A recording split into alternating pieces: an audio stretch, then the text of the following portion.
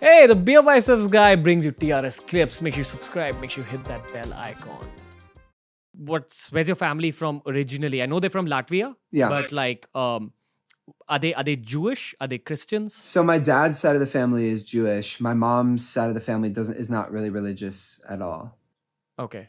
So again, Judaism and Indian yogic culture have a lot of parallels. But you've heard of this quote from the Bible, Philippians 4:13. I'm not sure. I don't think so. So it says that I can do all things through Him that gives me strength. Yeah. And the yogic version of that is, again, anything you do in your career, especially like any money around you. If I'm sitting in my studio today and all this is like a gift that the universe gave me, because at one point creativity spoke through me and came out through me. You know, when you first thought of I Like Me Better, the tune rang in your head. Yeah. And that's where you thought, okay, this is what I can write. Or the lyrics came up in your head. Yeah. You were chosen and not anyone else, because if it was given to someone else, if the creativity popped in someone else's head, maybe that person wouldn't create a mental health foundation. You did something good with your fame.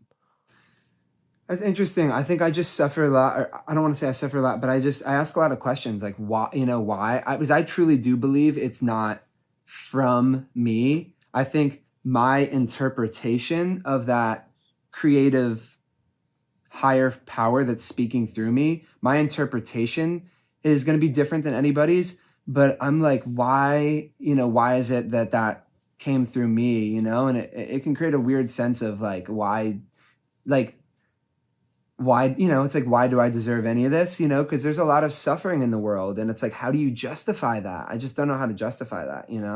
I try not to question why too much, because it'll tear me apart, and then I'll just lose everything. Like mentally, I'll just lose my mind. Maybe it's because do you believe in karma? I don't know yet. Maybe. I don't know.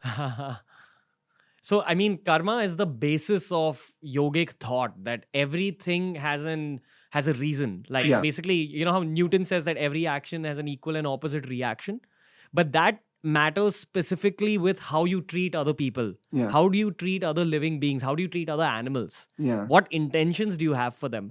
And if you yourself give out good intentions, if you wish well for the world around you, the simulation around you, as in yoga they call it Maya. So they do believe that we live in a simulation. Yeah. Everything's virtual reality around us. But if you yourself internally feel good in an outward way, you will receive things. You will receive those creative pops. I Like Me Better might start playing in your head and you'll make it an international super hit. So maybe because you were a good person till that point in your life, you got gifted. Have you ever thought like that? See, part of my like OCD manifestation was obsessed with the feeling of being a bad person.